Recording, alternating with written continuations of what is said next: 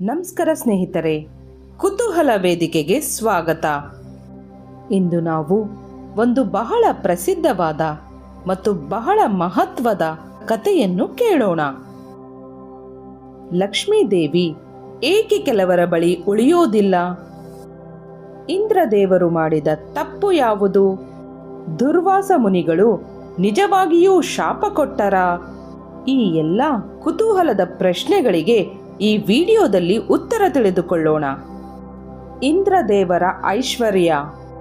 ಒಮ್ಮೆ ದೇವಲೋಕದಲ್ಲಿ ಇಂದ್ರದೇವರು ಸ್ವರ್ಗದ ರಾಜನಾಗಿದ್ದರು.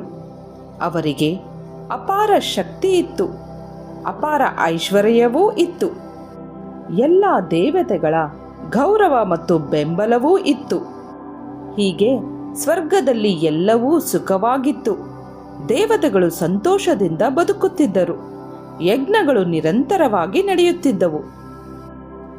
ಆದರೆ ಈ ಎಲ್ಲ ಸುಖದ ಮಧ್ಯೆ ಇಂದ್ರದೇವರ ಮನಸ್ಸಿನಲ್ಲಿ ನಿಧಾನವಾಗಿ ಅಹಂಕಾರದ ಭಾವನೆ ಹುಟ್ಟಿತು.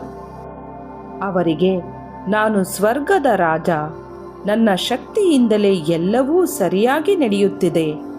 ಈ ಎಲ್ಲ ಯೋಚನೆಗಳು ಅವರ ಮನಸ್ಸಿನಲ್ಲಿ ಗಟ್ಟಿಯಾಗಿ ನೆಲೆಸಿತು. ಅವರ ಮನಸ್ಸಿನಲ್ಲಿ ಧರ್ಮ ಮತ್ತು ವಿನಯ ನಿಧಾನವಾಗಿ ಕಡಿಮೆಯಾಯಿತು. ಅದೇ ಅಹಂಕಾರದ ಆರಂಭ. ದುರ್ವಾಸ ಮುನಿಗಳ ಆಗಮನ. ಒಂದು ದಿನ ದುರ್ವಾಸ ಮುನಿಗಳು ಸ್ವರ್ಗಕ್ಕೆ ಬಂದರು. ದುರ್ವಾಸ ಮುನಿಗಳು ತೀವ್ರ ತಪಸ್ಸು ಮಾಡಿದ ಮಹರ್ಷಿ. ಅವರು ಆಶೀರ್ವಾದ ನೀಡುವ ಶಕ್ತಿಯನ್ನು, ಎಚ್ಚರಿಕೆ ನೀಡುವ ಜ್ಞಾನವನ್ನು ಹೊಂದಿದ್ದರು. ಆದರೆ ಅವರು ಯಾವುದೇ ಕಾರಣವಿಲ್ಲದೆ ಶಾಪ ಕೊಡುತ್ತಿರಲಿಲ್ಲ. ಅವರ ಉದ್ದೇಶವು ಒಂದೇ ಆಗಿತ್ತು: ಅಹಂಕಾರಕ್ಕೆ ಪಾಠ ಕಲಿಸುವುದು. ದಿವ್ಯ ಆರದ ಮಹತ್ವ. ದುರ್ವಾಸ ಮುನಿಗಳು ಇಂದ್ರದೇವರಿಗೆ ಒಂದು ಸುಂದರವಾದ ದಿವ್ಯ ಆರವನ್ನು ಕೊಟ್ಟರು. ಅದು ಸಾಮಾನ್ಯ ಆರವಾಗಿರಲಿಲ್ಲ.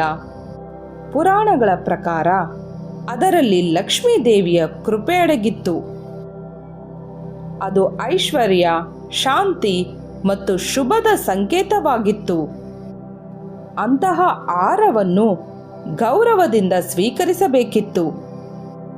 ಆದರೆ ಇಂದ್ರದೇವರು ಆ ಕ್ಷಣದಲ್ಲಿ ವಿನಯ ತೋರಿಸಲಿಲ್ಲ. ಅವರು ಆ ಆರವನ್ನು ತಮ್ಮ ಐರಾವತ ಆನೆಯ ತಲೆಯ ಮೇಲೆ ಹಾಕಿದರು. ಆದರೆ ಆನೆ ತಲೆಯನ್ನು ಅಲುಗಾಡಿಸಿದಾಗ ಆರ ನೆಲಕ್ಕೆ ಬಿದ್ದಿತು. ಅದನ್ನು ನೋಡಿದ ಇಂದ್ರದೇವರು ಅದನ್ನು ಎತ್ತಿಕೊಳ್ಳಲಿಲ್ಲ, ಗೌರವವೂ ತೋರಿಸಲಿಲ್ಲ. ಇದನ್ನು ಕಂಡ ದುರ್ವಾಸ ಮುನಿಗಳಿಗೆ ತೀವ್ರ ನೋವು ಉಂಟಾಯಿತು. ದುರ್ವಾಸ ಮುನಿಗಳ ಎಚ್ಚರಿಕೆ. ದುರ್ವಾಸ ಮುನಿಗಳು ಶಾಂತವಾಗಿ ಹೇಳಿದರು: ಐಶ್ವರ್ಯ ಬಂದಾಗ ವಿನಯ ಮರೆತರೆ ಅದು ಹೆಚ್ಚು ಕಾಲ ಉಳಿಯೋದಿಲ್ಲ. ಇದು ಶಾಪವಲ್ಲ, ಇದು ಒಂದು ಎಚ್ಚರಿಕೆ ಎಂದು ದುರ್ವಾಸ ಮುನಿಗಳು ಹೊರಟು ಹೋದರು. ಆ ಕ್ಷಣದಿಂದ ಒಂದು ದೊಡ್ಡ ಬದಲಾವಣೆ ಆರಂಭವಾಯಿತು. ಲಕ್ಷ್ಮೀದೇವಿಯ ಕೃಪೆ.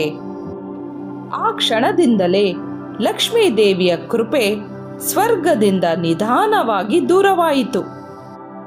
ಲಕ್ಷ್ಮೀದೇವಿ ಹೇಳಿದಳು: ನಾನು ಅಹಂಕಾರ ಇರುವ ಜಾಗದಲ್ಲಿ ನೆಲೆಸುವುದಿಲ್ಲ.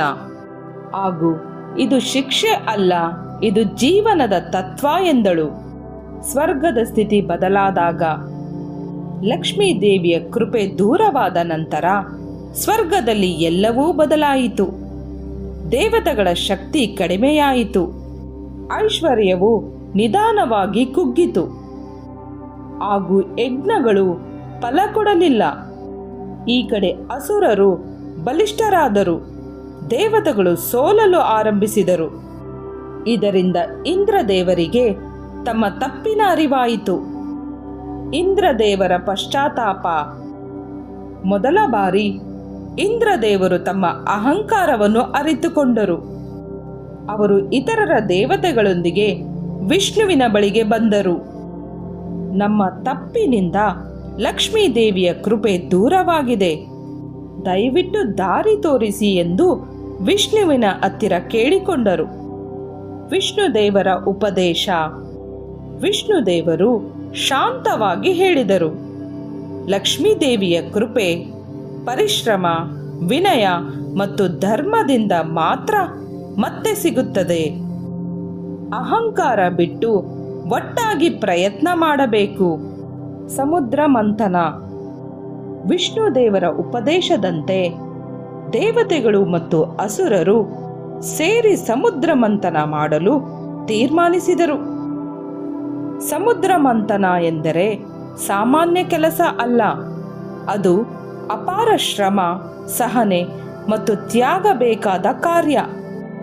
ಮಂದಾರ ಪರ್ವತವನ್ನು ಮಥನದ ದಂಡವಾಗಿ ಬಳಸಿದರು. ವಾಸುಕಿಯನ್ನು ಅಗ್ಗವಾಗಿ ಹಿಡಿದರು. ಒಂದು ಕಡೆ ದೇವತೆಗಳು, ಮತ್ತೊಂದು ಕಡೆ ಅಸುರರು. ಸಮುದ್ರ ಉಗ್ರವಾಗಿತ್ತು, ಶಕ್ತಿ ಕುಗ್ಗುತ್ತಿತ್ತು, ಮನಸ್ಸು ಕೈಬಿಡುವ ಕ್ಷಣಗಳೂ ಬಂದವು. ಆದರೆ ವಿಷ್ಣು ದೇವರ ಮಾತು ಅವರಿಗೆ ಧೈರ್ಯ ನೀಡಿತು. ಅವರು ಮತ್ತೆ ಮತ್ತೆ ಪ್ರಯತ್ನಿಸುತ್ತಿದ್ದರು. ಲಕ್ಷ್ಮೀದೇವಿಯ ಆಗಮನ. ಸಮುದ್ರ ಮಂಥನದ ವೇಳೆ ಮೊದಲು ಅನೇಕ ಅಮೂಲ್ಯ ವಸ್ತುಗಳು ಹೊರಬಂದವು. ಕಾಮಧೇನು, ಐರಾವತ, ಕಲ್ಪವೃಕ್ಷ, ಅಮೃತ ಇವೆಲ್ಲವೂ ಸಮುದ್ರದೊಳಗಿನಿಂದ ಹೊರಬಂದವು. ಆದರೆ ದೇವತೆಗಳ ಹೃದಯ ಇನ್ನೂ ಒಂದು ಕ್ಷಣಕ್ಕಾಗಿ ಕಾಯುತ್ತಿತ್ತು. ಅದಾದ ನಂತರ ಸಮುದ್ರದೊಳಗಿನಿಂದ ದಿವ್ಯ ಪ್ರಕಾಶದೊಂದಿಗೆ ಲಕ್ಷ್ಮೀದೇವಿ ಉದಯಿಸಿದರು. ಲಕ್ಷ್ಮೀದೇವಿ ಪದ್ಮಾಸನದಲ್ಲಿ ಕುಳಿತಿದ್ದರು. ಮುಖ ಶಾಂತವಾಗಿತ್ತು, ಕಣ್ಣಲ್ಲಿ ಕರುಣೆ ಇತ್ತು. ಈ ಬಾರಿ ಅವರು ಅಹಂಕಾರವಿಲ್ಲದ ಧರ್ಮದ ಮಾರ್ಗದಲ್ಲಿರುವ ವಿಷ್ಣು ದೇವರನ್ನು ಆರಿಸಿಕೊಂಡರು. ಅವರು ಹೇಳಿದ ಮಾತು ಒಂದೇ, ನಾನು ವಿನಯ ಮತ್ತು ಧರ್ಮ ಇರುವ ಜಾಗದಲ್ಲಿ ನೆಲೆಸುತ್ತೇನೆ. ಹಾಗೂ ಲಕ್ಷ್ಮಿಯ ಕೃಪೆಯಿಂದ ಸ್ವರ್ಗದಲ್ಲಿ ಮತ್ತೆ ಸಮತೋಲನ ಮತ್ತು ಐಶ್ವರ್ಯ ಮರಳಿತು. ಹಾಗಾದರೆ ಸ್ನೇಹಿತರೆ, ಲಕ್ಷ್ಮೀದೇವಿ ಹಣದ ರೂಪ ಮಾತ್ರ ಅಲ್ಲ, ಅವರು ನಮ್ಮ ಗುಣದ ಪ್ರತಿಬಿಂಬ. ಅಹಂಕಾರ ಬಂದಾಗ ಐಶ್ವರ್ಯ ಮಾತ್ರವಲ್ಲ, ಶಾಂತಿಯೂ ದೂರವಾಗುತ್ತದೆ. ವಿನಯ, ಧರ್ಮ ಮತ್ತು ಕೃತಜ್ಞತೆ ಇರುವ ಜಾಗದಲ್ಲಿ ಲಕ್ಷ್ಮಿ ತಾನೇ ನೆಲೆಸುತ್ತಾಳೆ. ನಮ್ಮ ಜೀವನದಲ್ಲೂ ಸಂಕಷ್ಟ ಬಂದಾಗ ಧೈರ್ಯ ಬಿಡಬಾರದು. ಸಮುದ್ರ ಮಂಥನದಂತೆ ನಿರಂತರ ಪ್ರಯತ್ನ ಮಾಡಿದರೆ ಕೃಪೆ ಮತ್ತೆ ಬರುತ್ತದೆ. ಹಾಗಾದರೆ ಸ್ನೇಹಿತರೆ, ಈ ಕತೆ ನಿಮಗೆ ಇಷ್ಟವಾದಲ್ಲಿ ಲೈಕ್ ಮಾಡಿ, ಶೇರ್ ಮಾಡಿ ಮತ್ತು ಸಬ್ಸ್ಕ್ರೈಬ್ ಮಾಡೋದನ್ನು ಮರಿಬೇಡಿ.